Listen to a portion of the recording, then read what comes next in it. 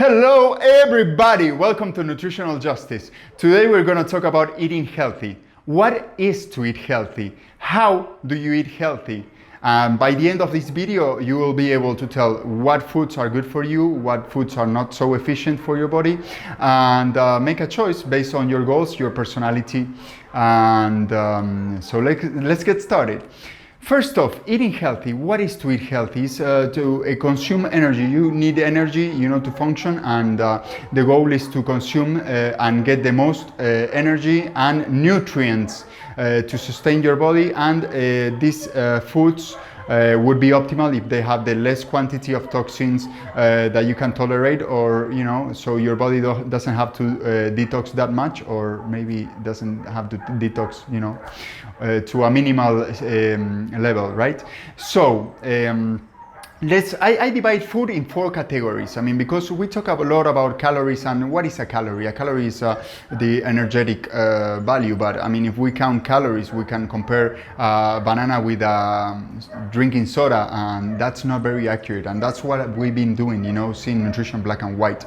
My perspective will divide foods in 4 categories. One is water, the other one is the toxicity of the food, the other one is the nutrition, and the other one is the energy that it will give you. So those 4 categories, let's talk about each one.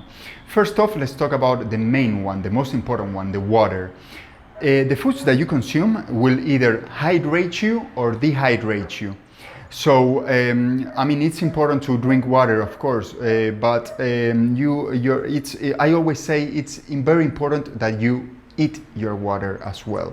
So if you eat high water content foods, they will hydrate you at a cellular level, and that's so important. So in that category, which foods would be on the highest quality? You can guess it. Fruits. You have vegetables. All the foods that have the highest quality in this manner on the water will not have a long shelf life. They get, you either consume them or you lose them over time. You cannot store them very much.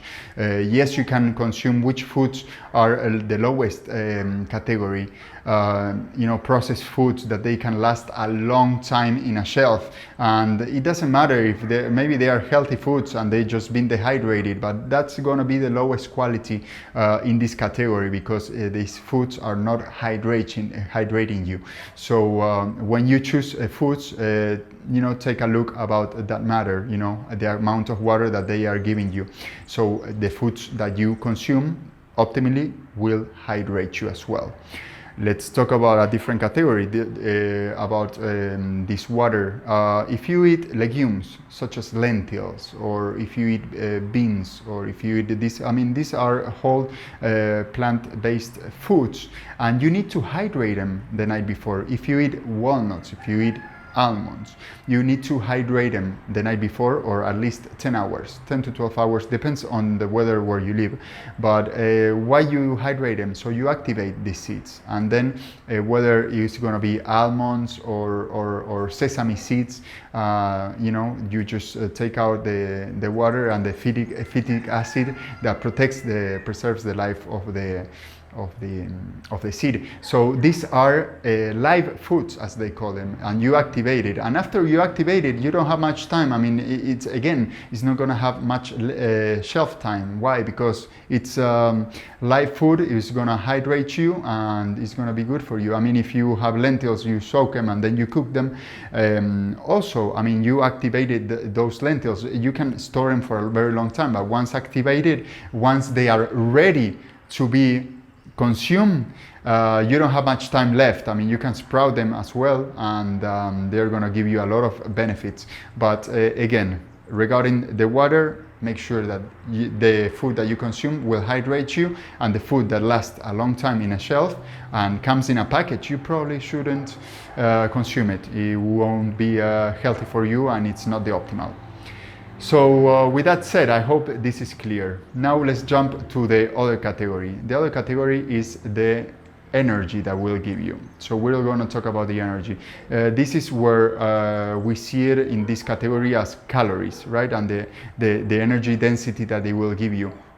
And this is very misleading because sometimes, I mean, let's talk about something that we all agree, whether you're omnivore, carnivore, vegan, we all agree that refined sugar is not healthy, right? I mean, it's refined, the water is being taken out and it's been refined. I mean, there's the water thing again. And, but it will give you a lot of energy. It will give you a lot of energy, but it's just lacking nutrients. Flour will do that, you know, bread, I mean, it's just like lacking nutrients. I mean, you can say that this is fortified or that is fortified because you add vitamins or minerals artificially, but you know, the nature of that food is not healthy. White rice that is not whole rice, I mean, you know, it's just, it'll give you, it's energy dense, yes, but it lacks nutrients. So that's the other, that's the downside of those foods. So on the other hand, maybe you got lettuce, you know, and we all agree that, you know, or most of the people will agree that lettuce are pretty nutrient dense, but they are not high caloric dense. I mean, you know, they have a lot of nutrients, vitamins, minerals, macronutrients, and they are really good for you. And if you can digest them well, of course, but you don't have much of the energy. It's not energy dense. So think of that. I mean, not everything that is energy dense will be good for you. It might make you feel good. It might give you a boost, but that doesn't mean that it's something healthy for you. So, you know, keep that in mind. I mean, it can have energy, but there's a balance between the energy and how energetic food is and how nutrient it is. Because, I mean, if you have, you know, I mean, fast food is very energy dense as well, but, you know, it has a lot of toxicity on it that we'll talk about it in just one moment, and it's gonna clog up your metabolism, your system overall, and you know, it's gonna make things dirty and not so efficient. So keep that in mind. Energy, nutrition. Now let's talk about the nutrition that has a direct link to it, you know. I mean, when we talk about the nutrition and the energy dense, I mean, I think the perfect balance is within fruits. Fruits not only will give you water, as we said before, but fruits will give you a lot of nutrients, and most fruits will be very high on energy dense, and also will be nutrient dense. We have examples like apples, bananas, watermelons. I mean, they are fruits that will really, as we said before, they will hydrate you, they are energy dense, and they have a lot of nutrients such as fiber, for example. You need, I mean, sometimes we eat these foods and they are processed, and then they claim to have fiber, and yeah, you can add soluble fiber to, you know, virtually any food, but the soluble fiber needs to be together with the insoluble fiber. It's such an important nutrient, especially absorbing the sugars and the nutrients as well. So you need both, and then when you eat a fruit, you have both types of the fiber, and also you have a lot of nutrients that you can absorb, and you have the energy density. So that's really, really good, and you know, it's like, I mean, my top choice when I consume food, basically.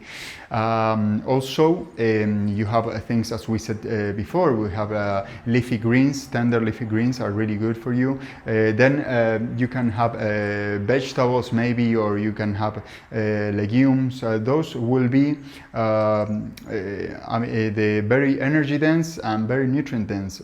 So you can get those nutrients out of these foods, and they are going to be really healthy for you. Also, they will provide fiber, you know, to help move the things through the intestine. The intestine is where you absorb all the nutrients, so it's super important. Keep that in mind. And last but not least, let's talk about the toxicity. The toxicity of food. I mean, and here comes a very big argument of what the perfect diet is. If you eat meat, if you don't eat meat, if you eat dairy, and all these things. And well, if we measure these foods, for example, I mean, meat can have some nutrients, but processing those nutrients will make a lot of toxic reactions within the body. So it will clog up the system. Same happens with dairy. I mean, dairy has a lot of vitamins, and they will sell you these vitamins and nutrients and calcium and all these things. But ingesting is not the same as absorbing. And what is your cost of absorbing? What is your cost of, metabolically speaking, about consuming milk, for example, where you have proteins such as casein that they are easily broken down by a calf who has a stomach divided in 4 sectors. But we have a much simpler digestive system, so we cannot break that protein on the stomach by itself. So we need the liver to produce enzymes, and it's just we never really break it down totally. Not even talking about the hormones and some of the nutrients that they come from another species, and it's very understandable. I always say, if it's not your mother, it's not your milk. But this milk and cheese and yogurt, nobody buys a yogurt thinking, oh well, this is no good for my health. I mean, we all believe we believe the marketing sometimes, but within the process, the meat, the milk, the cheese, all these bovine products, they will generate a mucus within your body. I mean, within the digestion process. So this mucus accumulates within your lungs, sometimes within your sinus, within your intestine, and when it does within the intestine, which is inevitable, you have trouble absorbing, it irritates your intestine, and you have trouble absorbing nutrients. And that's very important, and because in later videos we'll talk a little bit more about ingesting and absorbing. But ingesting a lot of calcium will not make you absorb it and metabolize it and be able to use it. So this is something very important to talk about, the toxemia of the foods, the toxemia of meat. I mean, you are basically, it can take you up to 2 days to digest meat, and within 2 days, of course, we all know that meat gets rotten, and that's one of the causes that people need to shower every day and use heavy perfumes, and they have these heavy smells. I mean, if you turn away, I'm not giving you a suggestion, you choose, you have your body, we all have a choice, right? But I mean, if you turn away a little bit, I mean, you will start feeling the smell of what people, if they've been eating clean or not, and it's quite interesting. So the toxicity of the food, it's very important to be a part of the measurement when you choose which foods are better for you. Also, let's talk about the toxicity in a fruit or a broccoli. A broccoli has toxins as well. Don't think that they don't. I mean, it's not really completely, it would be naive to say that, the fruits, vegetables, they don't have, I mean, everything has toxins, but they have little amounts of toxins. So when they grow, they are not conquered by fungus and by some microbes, and so they have a low level of toxicity. When you eat things like soy that have been genetically modified, it's a little different, because and this happens with fruits too. I mean, they genetically modify them, and they raise the toxicity. So it's a toxicity level that we are not adapted to. So that might be harmful for your health as well. So the natural toxicity of certain fruits, of the ones that we know and that we consume, it's safe for us. I mean, because it's not going to affect us, and it's to get protected from the outside world. But they're not going to be never strong enough to get protected from a bird. I mean, a bird is part of the ecosystem, and a bird will eat your apples in the tree. So it's part of those things. The problem is when they start spraying chemicals so the birds don't come close to your apple, so the birds don't eat your apple, and you shouldn't either, because it has that toxicity level. So I think it's a very important parameter to visit when you choose which foods you want to consume or not.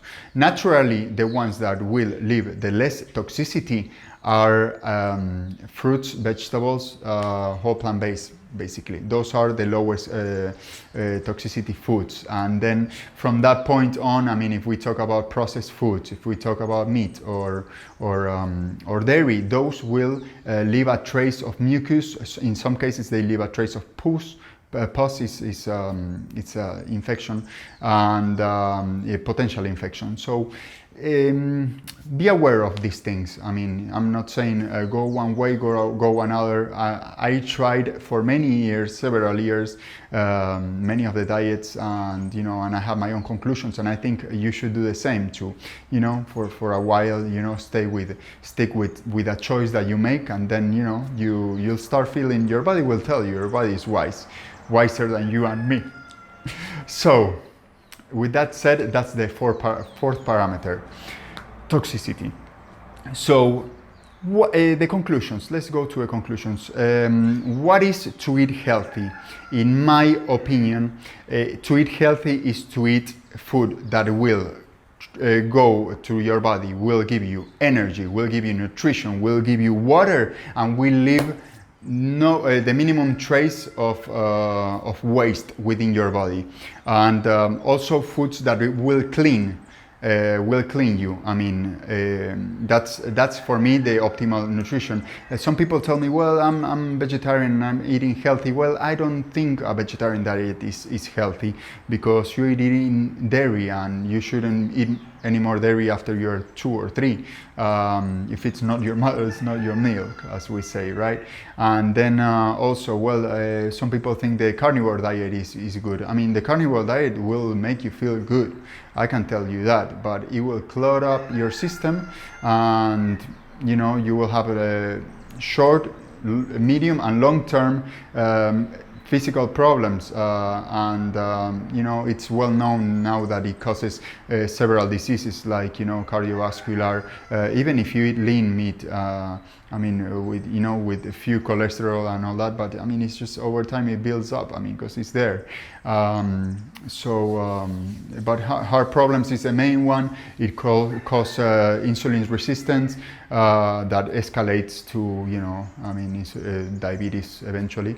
And it's not so much about the genetics. I never talk about, you have vitality. Vitality cannot be touched. I mean, it's just your energy, right? I mean, that you have from your inner body. But not to confuse the genetics. The genetics, if you help your genetics, you will achieve a higher level than if you don't help them. And we all agree, no matter what side of the spectrum, we all agree on that. So what do I recommend you? I recommend you to be free. First off, choose, I mean, whatever resonates with you. What do I choose? I've been on a whole food plant-based diet for almost 9 years now, and been raw vegan, and then I jumped into a fruitarianism, and I didn't do it from an ego standpoint. It was never a goal to achieve this fruitarianism or raw veganism, but it's what suits me better. And I tried the carnivore diet, and I tried many others, and I will upload a video resuming a little bit of my experience. But this, I feel I'm picking physically, and this is just a personal opinion and a personal experience, but I see a lot of people healing from diseases that were not supposed to heal, and just treatments. But I always think that there's a way. I mean, in our medicine, if you break a leg, they give you a clutch, and the idea is not to be with a clutch walking through your life, taking pills. I think it's much better if you get cured. So with that said, I mean, it depends on your goals, it depends on your personality as well, and if you like to have a lot of energy, and I mean, I fully recommend a mucusless diet, SOS free. That's salt, oil, and sugar free. Why SOS free? We'll talk about it in another video, but I think now at this point you have enough parameters to choose. And well, and the mucusless diet is plant-based. So if you need any information about that, I mean, I will link some bibliography so you can read these books, because having my conclusion, I think it's not enough. I mean, it's good to read some other people's experience as well.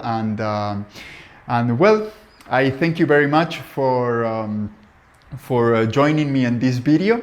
If you like this video and it was useful for you, please share it.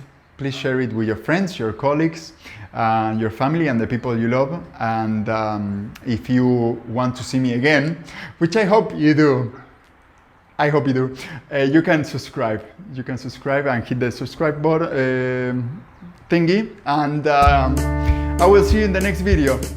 You look great. You look great. Love you. Bye.